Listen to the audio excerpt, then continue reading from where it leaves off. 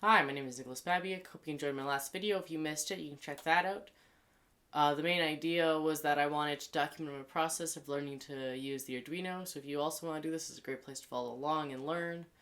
I wanted to document my journey of learning to use the Arduino and decided to do that through my website that supports this web series. Just so you know, all the links will be down in the description as well as on my website, so you can check those places out just so I don't have to keep mentioning it. Yeah, let's get on with the show.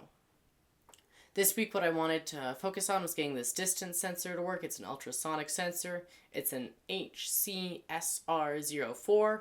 It has 4 pins on it. Those pins are ground, echo, trigger, and voltage line. That way it can have power, and then you send a pulse down the trigger line, and then it times till it gets a voltage on the echo, and then there's some chips on it that do some processing.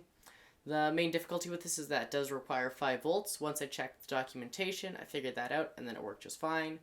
But till then, it would just error out and say it's 0. The tutorial I followed was by J.S. Vester on Instructables. He walked you through how to measure when it was within 4 centimeters, and then it would turn a red LED on, and then when it was farther than 4 centimeters, it would turn the green LED on. I changed this to 5 centimeters so it worked better with my breadboard and the edge.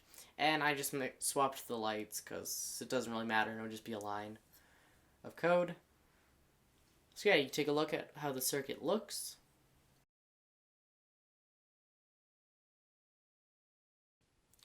So this is what the circuit looks like.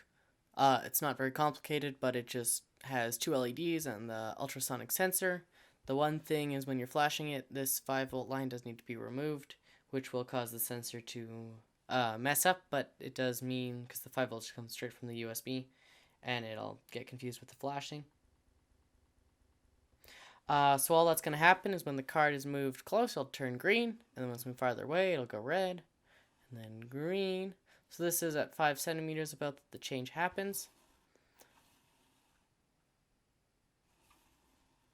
That's all for this week. It took me longer to get this distance sensor working than expected. However, because it's so versatile, it can be used with many different projects. So going forward, there's a lot that can be expanded with this thing. I had less time to work on it this week, so couldn't get as much done as expected. But hope you enjoyed. And again, if you missed that last video, you should check that out. Okay, see you later. Bye.